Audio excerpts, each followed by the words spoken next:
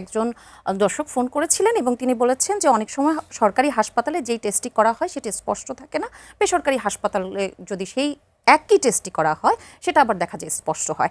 এই বিষয়টি নিয়ে আপনি কি বলবেন?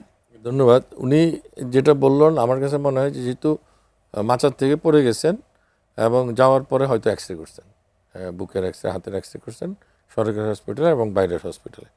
এখানে যেটা হতে পারে আমার এটা অনুমান, সরকারি হাসপাতালের যে এক্সরে মেশিনটা সেটা হয়তো পুরানো, এটা হয়তো ম্যানুয়াল ওয়াশ করছে, যার জন্য ওয়াশের উপর হয়তো যেটা ক্লিয়ারলি হয় নাই, অথবা ফিল্মটা হয়তো খারাপ।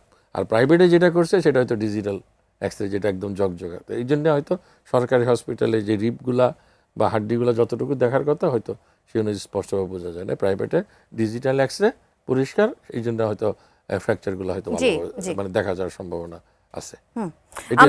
আমি ডক্টর মুশতাক হোসেন, আপনার কাছে যে প্রশ্নগুলো করা হয়েছিল, আপনি সেই প্রশ্নের উত্তরটা একটু যদি আমাদেরকে আরেকটু বিস্তারিত বলেন। যে অনেক সময় দেখা যায় যে ডাক্তার কাছে দেখিয়ে বের হলে প্রেসক্রিপশনটা রিপ্রেজেন্টেটিভ যারা থাকে বিভিন্ন ওষুধ কোম্পানির, তারা আসলে ছবি তুলে নিয়ে যায়। এক্ষেত্রে আসলে আমাদের স্বাস্থ্যসেবায় কতটুকু বিঘ্নিত হচ্ছে বা এটা কি থাকা উচিত কিনা? এটা তো স্বাস্থ্যসেবার ভাবমূর্তি নষ্ট করে।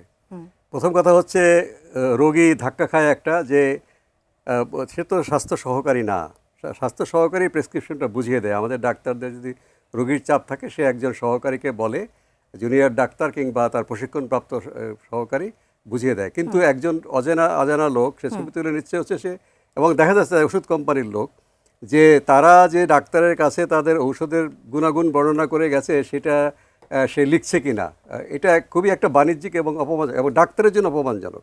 কাজেই ওই যে ডাক্তারের চেম্বার বা হাসপাতাল যা হোক, এটা কর্তৃপক্ষের কঠোর নির্দেশ থাকবে যে কোনো লোক কোনো রোগীর প্রেসক্রিপশন তিনি যেখানে ঔষধ কিনতে যাবেন বা সংশ্লিষ্ট লোক ছাড়া কেউ যেন কিনতে না পারে। তাহলে তো ওরা সেই এটা পারে, এবং তারা কিভাবে আশকারা পায় এটা ডাক্তারদেরও দেখা উচিত, কর্তৃপক্ষের দেখা উচিত, এবং রোগীর লোক যারা, সে তো বাধ্য না তাকে ছবি তুলতে দিতে, তারাও এটার প্রতিরোধ গড়ে তোলা উচিত।